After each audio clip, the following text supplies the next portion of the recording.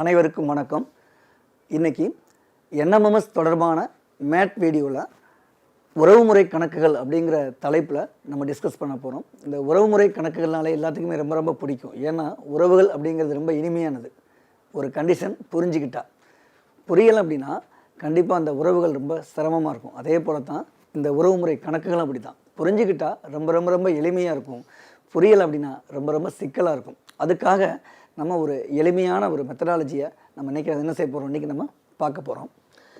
உறவுமுறை கணக்குகளை பொறுத்தளவு ரொம்ப ரொம்ப ரொம்ப ஈஸியானது நான் ஏற்கனவே சொல்லியிருக்கேன். புரிஞ்சுக்கிட்டா இதில் எந்த மாதிரி வினாக்கள் அமைஞ்சிருக்கும் அப்படின்னா, பல நபர்களுடைய உறவுமுறையை சொல்லிவிட்டு குறிப்பிட்ட 2 பேருக்கு இடைப்பட்ட உறவு என்ன அப்படின்னு சொல்லி நமக்கு கேட்பாங்க. அதை நம்ம கண்டுபிடிக்கணும். இந்த உறவுமுறை கணக்குகளில் மொத்தம் எத்தனை டைப்ஸ் சார் இருக்குது அப்படின்னு பார்த்தோம்னா 4 வகையான வினாக்கள் இதில் இருக்குது. இந்த 4 வகையான வினாக்களாக இருந்தாலும் நம்ம எல்லாமே ஒரே மெத்தடாலஜியை பயன்படுத்தி நம்ம என்ன செஞ்சிடலாம், ஈஸியாக கண்டுபிடிச்சிடலாம். இதில் பாருங்கள், டைப் 1 என்ன அப்படின்னா சாதாரண உறவுமுறைகள் சார்ந்தவை. அப்படின்னா ஒரு சாதாரணமாக ஒரு 4 அல்லது 5 பேருடைய உறவுகளை சொல்லிவிட்டு பர்டிகுலராக 2 பேருக்கு இடைப்பட்ட உறவு என்னன்னு சொல்லி நமக்கு கண்டுபிடிக்கிற வகையில் அந்த வினா அமைஞ்சிருக்கும். டைப் 2 அறிமுகப்படுத்துதல் அல்லது சுட்டி காட்டுதல். யாராவது ஒருத்தரை ஒரு புகைப்படத்தில் உள்ளவரையோ அல்லது பக்கத்தில் நிற்கிறவரையோ அறிமுகப்படுத்துகிறவருக்கும் அந்த புகைப்படத்தில் இருக்கிறவருக்கும் இடைப்பட்ட உறவு என்ன அப்படிங்கிற மாதிரி நம்ம கண்டுபிடிக்கணும். டைப் 3 குறியீடுகள் சார்ந்தது. இப்போ சாதாரணமாக கணிதத்தில் அடிப்படை செயல்பாடுகளுக்கான குறியீடுகள் உங்களுக்கு தெரியும் இல்லையா, plus, minus, multiplication symbol and division symbol. அதே போல் சாதாரணமாக பயன்படுத்தக்கூடிய symbols, star, asterisk, and symbol, dollar symbol, இந்த மாதிரி நிறைய சிம்பிள்ஸ் இருக்கு இல்லையா, இதை அடிப்படையாக வச்ச அந்த உறவுமுறை கணக்குகள். டைப் 4 புதிர் கணக்குகள் சார்ந்த உறவுமுறை கணக்குகள். அதாவது ஒரு புதிர் மாதிரி கொடுத்துருப்பாங்க, அதன் அடிப்படையில் நம்ம உறவை நம்ம கண்டுபிடிக்கக்கூடிய வகையில் நம்ம இருக்கும் இல்லைங்களா. இது எல்லாமே கிட்டத்தட்ட எல்லாம் ஒரே வகையில் தான் இது இருக்கும். சின்ன சின்ன மாற்றங்கள் மட்டும்தான் நம்ம அதில் நம்ம செஞ்சாலே போதும், மிக எளிமையாக நம்ம கண்டுபிடிச்சிடலாம். ஃபஸ்ட் முதல்ல சாதாரண உறவுமுறை கணக்கு நம்ம பார்க்க போகிறோம். அதுக்கு முன்னாடி எந்த உறவுமுறை கணக்காக இருந்தாலும் இப்போ பார்க்கக்கூடிய ஒரு 6 பாயிண்ட்ஸ் இருக்குது. அந்த 6 பாயிண்ட்ஸை மட்டும் நம்ம கவனமாக எடுத்துக்கிட்டோம்னா எந்த டைப் கேட்டாலும் நம்ம ஈஸியாக நம்ம கண்டுபிடிக்க முடியும் நம்மளால். அதில் ஃபஸ்ட்டு பாயிண்ட் பார்த்திங்கன்னா, இதை எல்லாத்தையும் சேர்த்து ஒரு குடும்ப வரைபடம் வரைய போகிறோம். அந்த குடும்ப வரைபடம் வரைவதற்கான கண்டிஷன் தான் இப்போ நான் சொன்னக்கூடிய அந்த 6. நம்பர் 1, உங்களுக்கு மேல் அமையக்கூடிய உறவை குறிப்பதற்காக மேல் நோக்கி அம்புக்குறியை நம்ம பயன்படுத்த போகிறோம். அப்போ மேல் அமையக்கூடிய உறவுனா என்ன? இப்போ நீங்கள் இருக்கீங்க அப்படின்னு வச்சுக்கோங்க, உங்களுக்கு மேலே உள்ள ஃபஸ்ட்டு ஜெனரேஷன், முதல் தலைமுறை யாராக இருப்பா? தாய் அல்லது தந்தை இல்லைங்களா. இப்போ அவங்களுக்கு மேலே உள்ளவங்க தாத்தா பாட்டி, அவங்களுக்கு மேலே உள்ளவங்க கொள்ளு தாத்தா கொள்ளு பாட்டி, அதுக்கும் மேலே எள்ளு தாத்தா எள்ளு பாட்டி, அதுக்கு மேலே லொல்லு பாட்டி லொல்லு தாத்தா, யாருமே இருக்க மாட்டாங்க இல்லைங்களா. ஏன்னா அவ்வளோ வருஷம் யாருமே உயிரோடு இருக்க போகிறது கிடையாது. 2வது கீழ் அமையக்கூடிய உறவு. இப்போ நீ உங்கள்கிட்ட இருந்து உருவாகக்கூடிய தலைமுறை, உங்களுக்கு திருமணம் முடியுது, உங்களுக்கு குழந்தை பிறக்குதுன்னு வச்சுங்க, மகன் மகள் முதல் தலைமுறை, உங்கள்கிட்ட இருந்து உருவாக்கக்கூடிய முதல் தலைமுறை. அடுத்து அவங்களுக்கு குழந்தை பிறக்குது, பேரன் பேத்தி, அவங்களுக்கு குழந்தை பிறக்குது, கொள்ளு பேரன் கொள்ளு பேத்தி, அவங்களுக்கு குழந்தை பிறக்குது, எள்ளு பேரன் எள்ளு பேத்தி. இது மாதிரி நம்ம தொடர்ச்சியாக உங்களுக்கு கீழே உள்ள உறவுகளை குறிப்பதற்காக கீழ் நோக்கிய அம்புக்குறியை நம்ம பயன்படுத்த போகிறோம். அடுத்தபடியாக இணையான உறவு. இதுதான் பொதுவாக எல்லாத்துக்குமே ஒரு பிரச்சனைக்குரிய உறவுன்னு சொல்லுவாங்க. உங்கள் ஏஜை பொறுத்தளவு பார்த்தீங்கன்னா குழந்தைகள் தானே, உங்களுக்கு பொறுத்தளவு பார்த்தீங்கன்னா இப்போதைக்கு ஒரு உறவு தான் இருக்கும். என்ன அப்படின்னா சகோதரன் அல்லது சகோதரி, உங்கள் ஜெனரேஷன், அதாவது உங்கள் தலைமுறையில் இருக்கக்கூடிய உறவு. இதை குறிப்பதற்கு நம்ம என்ன செய்ய போகிறோம்னா கிடைமட்டமாக ஒரு ஏரோ மார்க் நம்ம போடுறோம். எங்களை மாதிரி பெரியவங்களை வட்டின்னு வச்சிங்களேன், அப்போ திருமணம் முடிக்கக்கூடிய சூழலில் கணவன் மனைவியை குறிக்கக்கூடிய வகையில் இருக்கும் பொழுது இரட்டை கோட்டு அம்புக்குறி, 2 அம்புக்குறி இருக்கு இல்லைங்களா, படுக்கை வசத்தில் 2 அம்புக்குறி நீங்கள் போடணும். 4th பாயிண்ட், அதில் கணக்கில் ஆண் அப்படிங்கிற ஒரு விஷயத்தை சொல்லும் பொழுது ஸ்கொயருக்குள்ளே அந்த பெயரையோ அல்லது எழுத்தையோ நீங்கள் எழுத வேண்டியிருக்கும். பெண்ணாக இருந்தாங்கன்னா வட்டத்துக்குள்ளே அவங்களுடைய பெயரையோ அல்லது எழுத்தையோ நம்ம எழுத வேண்டியிருக்கும். ஒருவேளை ஆண் அல்லது பெண் அப்படிங்கிற பால் வேறுபாடு கொடுக்கல அப்படின்னு வச்சுக்கங்களேன், அப்போ நம்ம என்ன செய்யறது? அப்போ வெறும் எழுத்தை மட்டும் பயன்படுத்தணும், ஸ்கொயரையோ அல்லது வட்டத்தையோ நம்ம பயன்படுத்தக்கூடாது. அது எப்படி சார் கணக்கில் வந்து ஆண் அல்லது பெண் பால் வேறுபாடு கொடுக்கப்படாத நிலைன்னு ஒன்று இருக்கா? கண்டிப்பாக இருக்குது. எப்படின்னா, ஒரு கட்டடத்துக்கு வெளியில் யாரோ ஒருத்தர் நிற்கிறான்னு வச்சுங்களேன், அவருக்கு நான் வந்து சகோதரன், ஏன்னா நான் தானே. சப்போஸ் ஒரு லேடி என் பக்கத்தில் நிற்கிறாங்கன்னு வச்சுங்களேன், அவங்களுக்கு என் பக்கத்தில் இருக்கிற லேடி சகோதரின்னு வச்சுப்போம் இல்லைங்களா? அப்போ எனக்கு அந்த லேடி என்ன உறவு வேணும்? சகோதரி. அப்போ அந்த லேடிக்கு நான் என்ன வகையில் உறவு வேணும்? சகோதரன். ஏன்னா இது தெரிஞ்ச உறவு, பார்த்தோன்னே கண்டுபிடிச்சிடும். இப்போ நான் என்ன கேள்வி கேட்குறேன்னா, எனக்கு அந்த வெளியில் உள்ளவர் என்ன வேணும்னு கேட்குறேன். கண்டிப்பாக நான் சகோதரனோ அல்லது சகோதரியோன்னு சொல்லி உறுதியாக சொல்ல முடியாது. ஏன் அப்படின்னா, வெளியில் நிற்கக்கூடிய நபர் ஆண் அல்லது பெண் சொல்லி நான் உங்களுக்கு நான் சொல்லவே இல்லை. இந்த நிலைக்கு பேர் தான் ஆண் அல்லது பெண் பால் வேறுபாடு தெரியாத நிலை. இப்போ கிளியராக புரிஞ்சுக்கிட்டீங்களா? இப்போ நம்ம என்ன செய்ய போகிறோம், ஒரு நம்ம வீட்டில் இருக்கக்கூடிய அந்த குடும்ப உறவுகளை வச்சு ஒரு குடும்ப வரைபடம் வரைய போகிறோம் உங்களுடைய புரிதலுக்காக. இப்போ நீங்கள் வந்து ஆண், இப்போ நான் வந்து ஆண் தானே, அதனால என்ன செஞ்சுக்கிட்டேன்னா ஒரு கற்பனையாக ஆண் அப்படிங்கிற ஒரு ஸ்கொயருக்குள்ளே நான் எழுதியிருக்கேன். ஏன்னா ஆண்கிறத நம்ம ஏற்கனவே சொல்லியிருக்கோம், ஆண்னா ஸ்கொயருக்குள்ளே எழுதுன்னு சொல்லியிருக்கேன். என்ன மையப்படுத்தி இப்போ எழுதியிருக்கேன், தட் இஸ் உங்களை மையப்படுத்தி எழுதுன்னு கற்பனை பண்ணிக்குவோம். இப்போ உங்களுக்கு மேல் அமைந்த உறவை நம்ம குறிக்க போகிறோம். ஏற்கனவே சொன்னோம் இல்லையா, முதல் தலைமுறை. அப்போ அப்சைடு ஆரோ மார்க் தந்தை. இப்போ அவங்களுடைய தந்தை அப்சைடு ஆரோ மார்க் மேல் நோக்கி அம்புக்குறி, எனக்கு என்ன வேணும்? தாத்தா. அவருக்கு மேலே கொள்ளு தாத்தா. இப்போ நான் என்ன செஞ்சுருக்கேன், என்னுடைய மேல் நோக்கி அமைந்த உறவுகளை என்ன செஞ்சுருக்கேன், நான் இப்போ குறிச்சிருக்கேன் அப்சைடு ஆரோ மார்க் மூலமாக. இப்போ என்ன பண்ண போகிறேன், ஏன்ட்டேருந்து உருவாகக்கூடிய ஒரு தலைமுறைக்கு சொல்ல போகிறேன். ஸோ கீழ் நோக்கி அம்புக்குறி, எனக்கு ஒரு குழந்தை பிறக்குது, பையன். ஸோ மகன், அவனுக்கு குழந்தை பிறக்குது, பேரன், அவனுக்கும் குழந்தை பிறக்குது, கொள்ளு பேரன். சரிங்களா? இப்போது மேல் நோக்கிய உறவு முடிச்சாச்சு, கீழ் நோக்கிய உறவு முடிச்சாச்சு. இப்போ இணையான உறவு முறை. இதில் நான் ஏற்கனவே சொல்லியிருக்கேன், 2 வகையாக நம்ம பேசியிருக்கோம் இல்லைங்களா? நம்பர் 1 சகோதரன் அல்லது சகோதரி சொல்லும் பொழுது, இப்போ பாருங்கள் படுக்கை வசத்தில் அம்புக்குறி கொடுத்துருக்கேன், சகோதரன் இல்லைங்களா, ஸ்கொயரில். சகோதரியாக என்ன செய்ய போகிறேன், இங்கேயும் படுக்கை வசம் அம்புக்குறி கொடுத்துருக்கேன், வட்டத்தில் நான் கொடுத்துருக்கேன். ஏன் வட்டத்தில் கொடுத்துருக்கேன், சகோதரிங்கிறது யார்? ஒரு ஃபீமேல். அதனால நான் என்ன செஞ்சுருக்கேன், ஒரு வட்டத்தில் நான் சொல்லியிருக்கேன். இப்போ என்ன பண்ண போகிறேன்னா, கணவன் மனைவியை சொல்ல போகிறேன். இவங்களும் ஒரே ஜெனரேஷன், அதே தலைமுறையை சேர்ந்தவங்க தான். ஆனால் என்ன செய்ய போகிறேன், பிரித்து காமிக்கணுங்கிறதுக்காக இரட்டை கோட்டு அம்புக்குறியை பயன்படுத்த போகிறேன். இப்போ எனக்கு திருமணம் முடிஞ்சிருக்கு. ஸோ அதை குறிப்பதற்காக என்ன செய்கிறேன், படுக்கை வச அம்புக்குறி 2 இரட்டை கோட்டு அம்புக்குறியை போட்டேன். மனைவி பெண் அப்படிங்கிறத என்ன செஞ்சுருக்கேன், நான் வட்டத்துக்குள்ளே எழுதியிருக்கேன். அதே போல் எனக்குடைய தந்தை, அவருக்கு திருமணம் முடிஞ்சிருக்கு இல்லையா, ஸோ அவங்கள என்னுடைய தாய், தந்தையினுடைய மனைவி, அதை குறிப்பதற்காக என்ன செய்கிறேன், நான் வட்டம் போட்டிருக்கேன். நீங்கள் தாத்தா கோச்சுக்குவார் இல்லையா, என்னப்பா எங்கள் பாட்டியை பற்றி சொல்லவே இல்லை அப்படின்னு கோச்சிக்கிறார் இல்லையா, ஸோ அவருக்கு என்ன செஞ்சுக்குவோம், நம்ம ரெட்டை கோடு அம்புக்குறி போட்டு அவருடைய மனைவியை நம்ம மென்ஷன் பண்ணுவோம். தாத்தானுடைய மனைவி பாட்டி, கொள்ளு தாத்தா மேலோகத்திலேருந்து கோவப்படுவார் இல்லையா, ஸோ அவருக்கு நம்ம என்ன செஞ்சுக்குவோம், ரெட்டை கோடு அம்புக்குறியை பயன்படுத்தி அவருடைய மனைவியை நம்ம மென்ஷன் பண்ணுவோம், கொள்ளு பாட்டி. இப்போ உங்களுக்கு ஒவ்வொரு தலைமுறையை எப்படி குறிக்கணும் அப்படிங்கிறது உங்களுக்கு தெளிவாக புரிஞ்சிருக்கும் நான் நம்புகிறேன். அடுத்தபடியாக உங்களுடைய புரிதலுக்காக ஒரு சின்ன விஷயம். ஏன்னா நிறைய பேருக்கு இப்போ வந்து எல்லாருமே சிங்கிள் ஃபேமிலி ஆகிட்டோம். முன்னாடிலாம் பார்த்தீங்கன்னா கூட்டு குடும்பமாக இருப்பாங்க, எல்லா வகையான உறவுகளும் எல்லாத்துக்குமே தெரிஞ்சிருக்கும். இப்போ அந்த மாதிரிலாம் இல்லை இல்லைங்களா. சின்ன ஒரு வீட்டில் பார்த்தீங்கன்னா ஒரு குழந்தை இருக்குது, 2 குழந்தை இருக்குது. அதனால் இந்த உறவுகள்லாம் நிறைய விஷயங்கள் தெரிய மாட்டேங்குது. அதனால் ஒரு சில உறவுகளை உங்களுக்கு நான் தெளிவாக புரிய வைக்கலான்னு நினைக்கிறேன். தாய் மாமன் அப்படின்னா யார்? கரெக்டாக சொன்னீங்க. உங்கள் அம்மாவுடைய, அதாவது உங்கள் தாயோட சகோதரன் இருப்பார்ல, அவர் தான் தாய் மாமன் இல்லைங்களா. அதாவது தாயின் சகோதரன். ஒருவேளை உங்கள் தாய்க்கு சகோதரி இருக்காங்கன்னு வச்சுங்களேன், அவங்கள என்ன சொல்லுவீங்க, சித்தி. ரைட். அதாவது வயசில் குறைவாக இருந்தாங்கன்னா சித்தி, வயசில் அதிகமாக இருந்தவங்களாம் பெரியம்மா அப்படின்னு சொல்லி நீங்கள் சொல்லுவீங்க. அதே போல் உங்கள் தந்தையினுடைய உடன் பிறந்த சகோதரன் நம்ம என்ன சொல்லுவோம், வயசில் குறைவங்களாக இருந்தாங்கன்னா சித்தப்பா, வயதில் அதிகமாக உள்ளவங்களாக இருந்தால் பெரியப்பான்னு சொல்லுவோம் இல்லைங்களா. இப்போ இங்கே தான் நமக்கு ஒரு பெரிய குழப்பம் வரும் நிறைய பேருக்கு. தந்தையினுடைய கூட பிறந்த சகோதரி இருப்பாங்கள்ல, அவங்கள என்ன சொல்லுவோம், சித்தின்றுவாங்க நிறைய பேர், தப்பா இல்லைங்களா. ஆனால் சித்தி கிடையாது, அத்தை. சித்திங்கிறவங்க யாருன்னா தாயினுடைய உடன் பிறந்த சகோதரி, மறந்துடக்கூடாது, அல்லது சித்தப்பானுடைய மனைவி இல்லைங்களா. 2க்கும் வித்தியாசம் இருக்குது. சும்மா கூட கிண்டலாக சொல்லுவாங்கள்ல, அத்தைக்கு மீசை முளைத்தால் சித்தப்பான்னு சொல்லுவாங்கள்ல, அந்த மாதிரி. அப்படின்னா என்ன அர்த்தம், அத்தைக்கு மீசை முளைத்தால், அத்தை வந்து ஒரு ஆணாக இருந்தால் அவர் என்னன்னு சொல்லுவோம், நம்ம சித்தப்பான்னு சொல்லுவோம். அதுக்காக தான் அந்த ஒரு பழமொழியை சொல்லி வச்சாங்க. சரிங்களா? இப்போ உங்களுக்கு இந்த உறவு முறையில் கிட்டத்தட்ட உங்களுக்கு தெளிவாக உங்களுக்கு புரிஞ்சிருக்கும்னு நினைக்கிறேன். அதே போல் மைத்துனர் அப்படிங்கிற வார்த்தை தூய தமிழில் என்ன சொல்லுவோம், நம்ம மைத்துனர்னு சொல்லுவோம். கலோக்கியல் பேச்சு வழக்கில் மச்சினன் அப்படின்னு சொல்லுவோம். அப்போ மைத்துனர்னு யார்?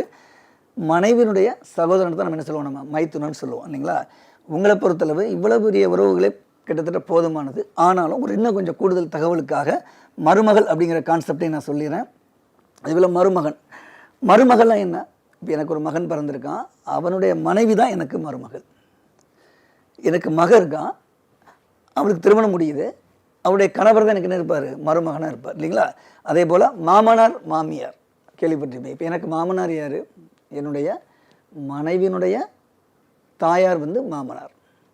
மாமியார் யார்? என்னுடைய மனைவியினுடைய தாயார் இல்லைங்களா? அப்போ இது ரெண்டும் இப்போ மாமனார் மாமியாரில் கிளியராக உங்களுக்கு புரிஞ்சிருச்சா? மனைவியினுடைய தந்தை மாமனார், மனைவியினுடைய தாயார் மாமியார். இதே மாதிரி தான் என்னுடைய ஒய்ஃபுக்கும். என் ஒய்ஃப் எடுத்துக்கிட்டால் எப்படி மாமனார் மாமியார் சொல்லுவாங்க? என் ஒய்ஃப் எடுத்துக்கிட்டாங்கன்னா கணவனின் தந்தை அவங்களுக்கு மாமனார், கணவனின் தாயார் அவங்களுக்கு மாமியார் அப்படிங்கிற உறவுகளை நம்ம தெளிவாக புரிஞ்சுக்கணும். ஏன்னா இது தெரிஞ்சால் மட்டும்தான் இந்த கணக்குக்குள்ளேயே நம்ம என்ன செய்ய முடியும், எளிமையாக போய் நம்ம புரிஞ்சுக்க முடியும். இப்போ இதெல்லாம் நமக்கு தெரிஞ்சுக்கிட்டாச்சு. இதுக்கு அடுத்தபடியாக நம்ம ஒரு புது விஷயங்களை கற்றுக்க போகிறோம், குடும்ப வரைபடம். இப்போ நான் என்ன செய்ய போகிறேன், இப்போ சொன்ன தகவல்கள் எல்லாத்தையுமே உள்ளடக்கி ஒரு பெரிய குடும்ப வரைபடம் வரைய போகிறேன். அதுக்காக பயந்துட வேண்டாம், அது பெருசாக இருக்குன்னு சொல்லி.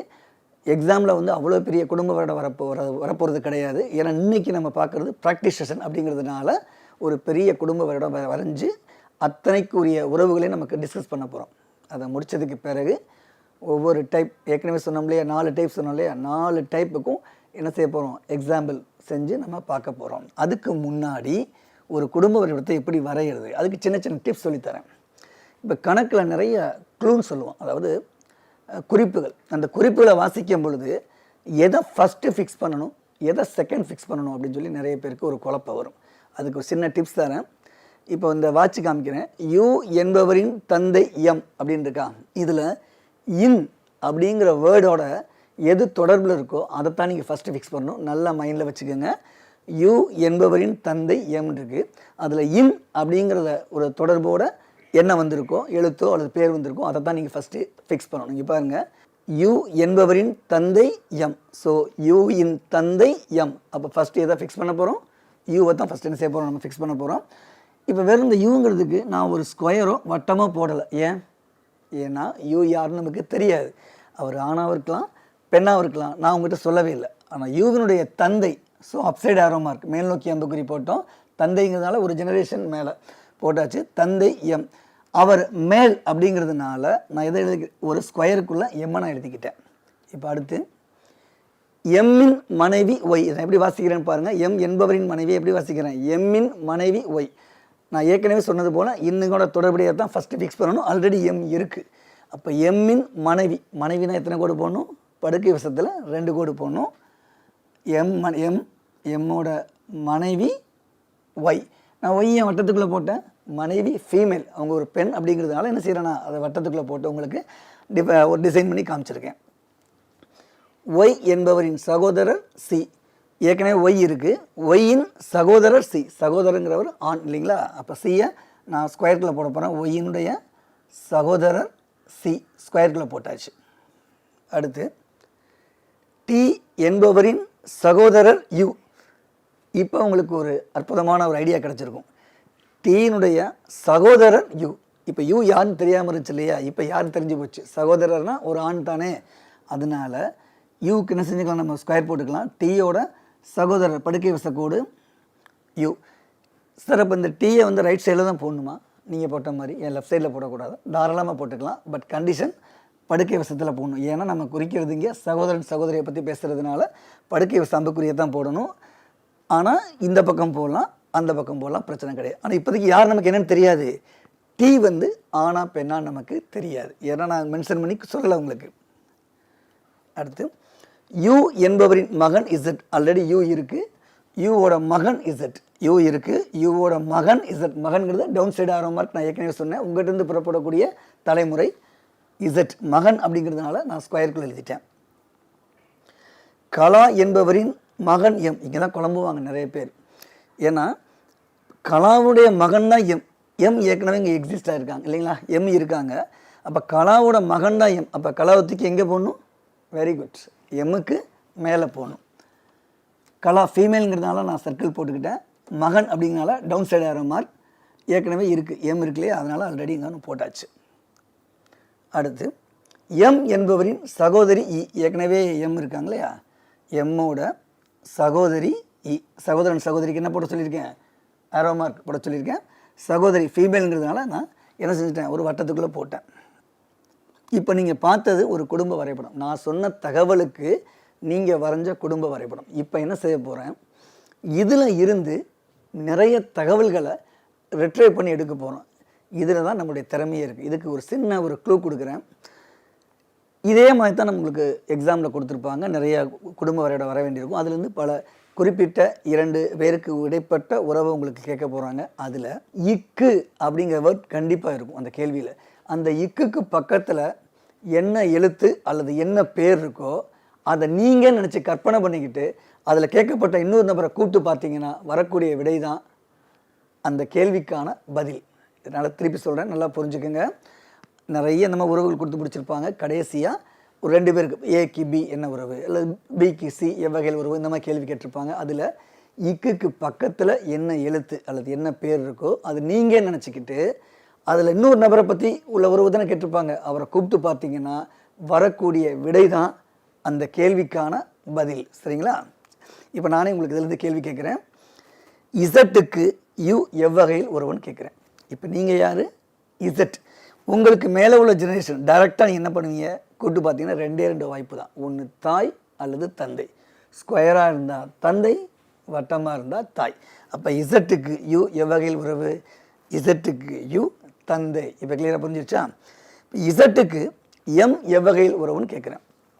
எத்தனாவது தலைமுறைக்கு மேலே இருக்காங்க? ஒரு ஸ்டெப் மேலே 2 ஸ்டெப். அப்போ 2வது ஸ்டெப்பில் இருக்காங்க. அப்போ 2வதுக்கு மேலே உள்ள தலைமுறையில் 2வது தலைமுறை. அப்போ ஃபஸ்ட்னா தாய் தந்தை, 2வதுனா தாத்தா பாட்டி. ஸ்கொயராக இருந்தால் தாத்தா, வட்டமாக இருந்தால் பாட்டி. அப்போ இசட்டுக்கு எம் என்ன வேணும்? பாட்டி. இப்போ என்ன கலாக்கு பார்க்கலாமா? இசட்டுக்கு கலா எவ்வகையில் உறவு பாருங்கள். 1 2 3 3வது ஸ்டெப்பில் இருக்காங்க பார்த்தீங்களா? அப்போது கொள்ளு தாத்தா அல்லது கொள்ளு பாட்டியாக இருக்க முடியும். அப்போ கலாங்கிறவங்க ஃபீமேல் அப்படிங்கிறதுனால அவங்க யார்? கொள்ளு பாட்டி. இப்போ என்ன செய்ய போகிறோம்? கொஞ்சம் மாற்றி யோசிப்போம். கலாவுக்கு எம் எவ்வகையில் உறவு? இப்போ கலா மேலே இருக்காங்க, ஒரு ஸ்டெப் கீழே எம் இருக்காங்க. அப்போ ஒரே வாய்ப்பு தான். ஒன்று மகனாக இருக்கலாம் அல்லது மகளாக இருக்கலாம். ஸ்கொயராக இருந்தால் மகன், சர்க்கிளாக இருந்தால் மகள். அப்போ கலாவிற்கு எம் எனது மகன். சரிங்களா? கலாவிற்கு யூ எவ்வகையில் உறவு? அப்போ நீங்கள் கலா ஞாபகத்தில் வச்சுங்க. இக்குக்கு பக்கத்தில் என்ன பேர் இருக்கோ அதுதான் நீங்கள் கற்பனை பண்ணிக்கணும். கலாவிற்கு யூ எவ்வகையில் உறவு? இப்போ நீங்கள் கலா உங்களுக்கு கீழே உள்ள 2வது ஸ்டெப்பில் எப்படி கூப்பிடுவீங்க? ஒன்று பேரன் அல்லது பேத்தி. ஸ்கொயராக இருந்தால் பேரன், வட்டமாக இருந்தால் பேத்தி. அப்போ கலாவிற்கு யூ பேத்தி பேரன் ஆவார். ஏன்னா எப்படி இருக்குது உங்களுக்கு? ஸ்கொயராக இருக்குது பார்த்தீங்களா? அதனால் பேரன் ஆவார். இப்போ என்னுடைய கேள்வி என்னென்னா, கலாவிற்கு டி எவ்வகையில் உறவுன்னு கேட்குறேன். ஒரே லெவலில் தானே இருக்காங்க. அப்போ இந்த ஜெனரேஷன் அதுக்கடுத்த ஜெனரேஷன். அப்போ இது பேரனா பேத்தியா? நம்மளால் சொல்ல முடியாது. ஏன் அப்படின்னா டீக்கினா ஒரு ஸ்கொயரோ அல்லது வட்டமோ நான் சொல்லலை. அப்போ இதுக்கு என்ன சார் நான் பதில் எழுதணும்? cannot be determined, உறுதியாக கூற இயலாது அப்படின்னு நீங்கள் சொல்லணும். ஆனால் டீக்கு கலா எவ்வகையில் உறவு சொல்லுங்க பார்க்கலாம். அது ஈஸியாக கண்டுபிடிச்சிடலாம். ஒரு ஸ்டெப் 2 ஸ்டெப். அப்போ டீக்கு கலா பாட்டி ஆவார். ஈஸியாக கண்டுபிடிச்சிடலாம். ஆனால் கலாவுக்கு டீ என்ன உறவுன்னு சொல்லி உங்களால் சொல்ல முடியாது. ஏன்னா அங்கே பேரனா பேத்தியான்னு சொல்லி நம்மளால் உறுதியாக சொல்ல முடியாது. ஒருவேளை உங்களுக்கு கொடுத்த கொஸ்டினில் 4 ஆப்ஷன் கொடுத்துருக்காங்க. அதில் பேரன், தாய்மாமன், கணவர் அப்படின்னு ஆப்ஷன் கொடுத்துருக்காங்கன்னு வச்சுங்களேன்.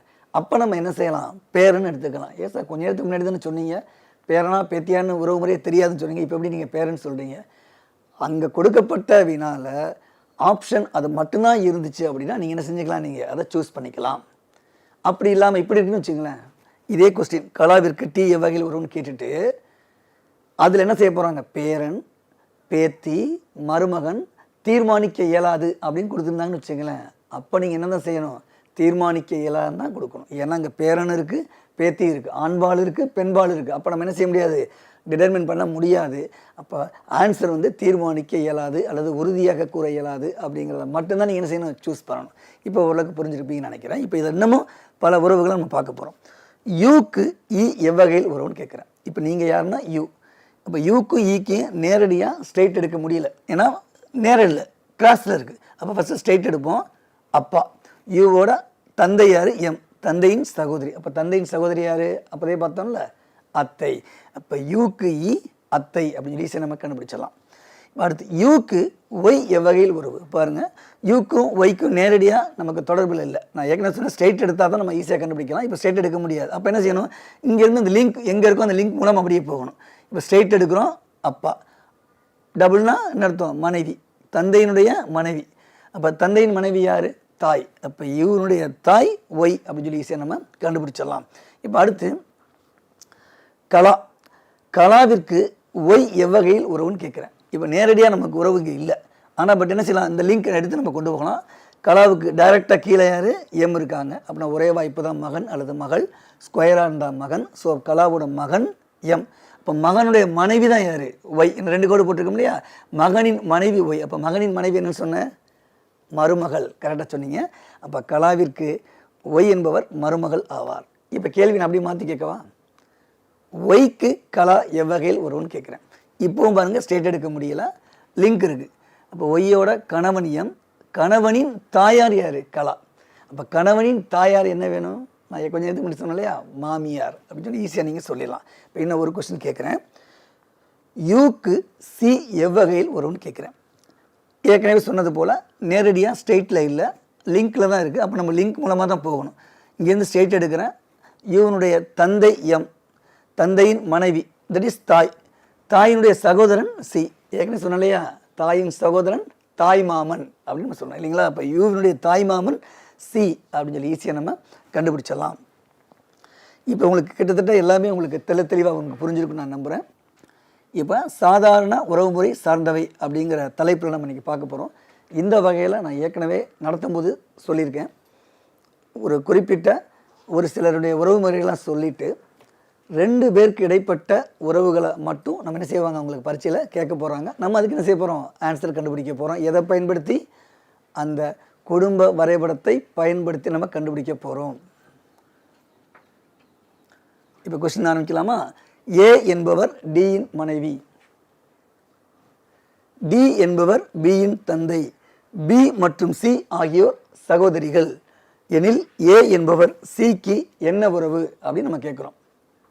இதில் நான் ஏற்கனவே சொல்லியிருக்கேன், இன் அப்படிங்கிற வரக்கூடிய வார்த்தையை தான் நீங்கள் என்ன செய்யணும், ஃபஸ்ட்டு ஃபிக்ஸ் பண்ணணும். அதை மறந்துடக்கூடாது. இதை நான் எப்படி வாசிக்கிறேன்னு பாருங்கள். ஏ என்பவர் டியின் மனைவியை நான் எப்படி வாசிக்கிறேன், டியின் மனைவி ஏ. இது ஈஸியாக இருக்கா, டியின் மனைவி ஏ.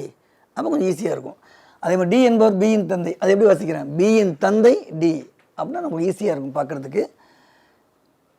ஃபஸ்ட்டு டியின் மனைவி ஏ, ஃபஸ்ட்டு ஃபிக்ஸ் பண்ண போகிறது டி. டியின் மனைவி ஏங்கிறதுனால அப்போ டி நிச்சயமாக ஆணத்தானே இருப்பார். அப்போ டிக்கு நான் ஸ்கொயர் போட்டேன். மனைவி, கணவன் மனைவியை குறிப்பதற்கு இரட்டை கூட அம்புக்குறி, மனைவிங்கிறதுனால ஸ்கொயர் அந்த வட்டத்துக்குள்ளே நினைச்சிட்டேன், அதில் போட்டேன் ஏ.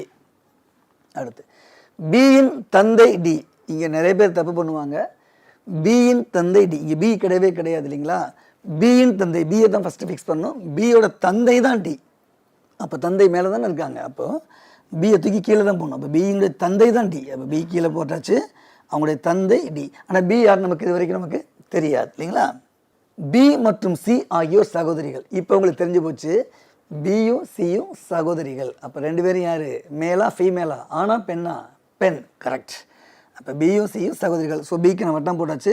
ஒரு படுக்கை சம்புக்குறி சகோதர சகோதரியை குறிப்பதற்காக சி வட்டம் போட்டாச்சு இல்லைங்களா. இப்போ கேள்விக்கு வந்துடுவோமா. ஏ என்பவர் சிக்கு என்ன உறவு. நான் ஏற்கனவே சொன்னேன், கடைசியில் வரக்கூடிய வினாவில் இக்குன்னு இருக்கும். அந்த இக்குக்கு பக்கத்தில் உள்ள எழுத்து அல்லது பேர் யாருன்னா அது நீங்கன்னு கற்பனை பண்ணிக்கணும். அப்படி பார்த்தோம்னா சிக்கு ஏ என்ன உறவு. அப்போ நீங்கள் யாருன்னா சி, நீங்கள் வந்து சி. அப்போ நீங்கள் சியாக இருந்தால் நீங்கள் 2 பேர் சகோதர சகோதரி தானே. உங்களுக்கு மேலே உள்ள ஜெனரேஷன் ஒரே வாய்ப்பு தான், ஒன்று தாய் அல்லது தந்தை. வட்டமாக இருந்தால் தந்தை, ஸ்கொயராக இருந்தால் தாய். அப்போ சிக்கு ஏ எவ்வகையில் உறவு? பாருங்க, ரெண்டு ஒரே லெவலில் இருக்காங்க. இவங்களுடைய அப்பாவுடைய மனைவி தான் யார்? ஏ. அப்போ தந்தையின் மனைவி யார்? உனக்கு தாய் தானே வேணும். அப்போ சிக்கு ஏ என்ன வேணும்? தாய் ஆவார். சரிங்களா? இப்போ இந்த கேள்வி நான் மாற்றிக்கிட்டால் உங்களால் புரிஞ்சுக்க முடியுமா? ஏக்கு சி எவ்வகையில் உறவுன்னு கேட்குறேன்னு வச்சுக்கோங்க. நீங்கள் யார்? ஏ.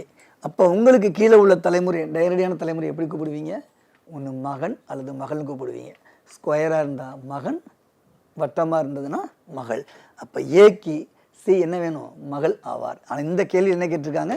சிக்கு ஏ எவ்வகையில் உறவுன்னு கேட்டதுனால சிக்கு ஏ தாய் ஆவார் அப்படிங்கிறதான் இதற்கான விடை.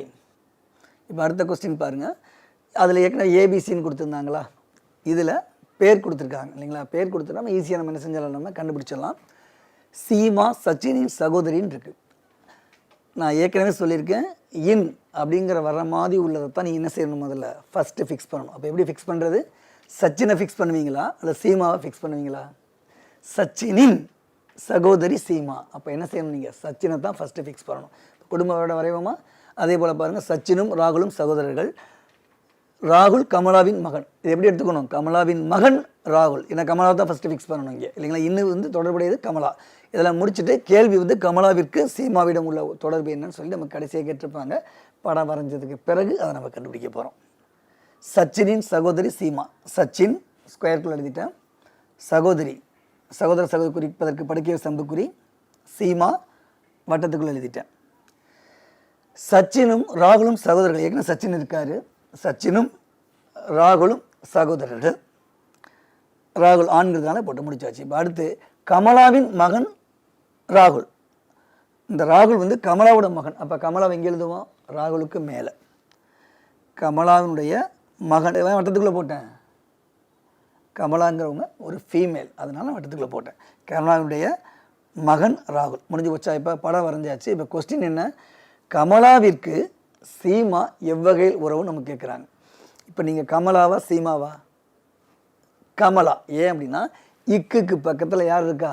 கமலா. அப்போ நீங்கள் கமலாவாக கற்பனை பண்ணிக்கிட்டு உங்களுக்கு கீழே உள்ள அந்த குழந்தைகள் இல்லை 3 பேருமே உங்களுக்கு கீழே உள்ள ஜெனரேஷன் தானே, கூப்பிட்டு பார்த்தீங்கன்னா மகளே சீமா அப்படின்னு கூப்பிடுவீங்க இல்லைங்களா?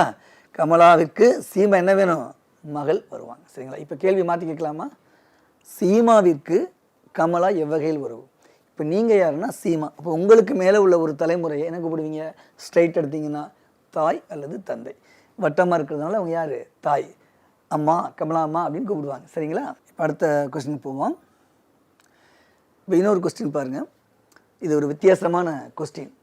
இது பலமுறை பார்த்திங்கன்னா staff selection commission, bank exam, UPSC எக்ஸாமில் கூட இந்த கொஸ்டின் வந்திருக்கு.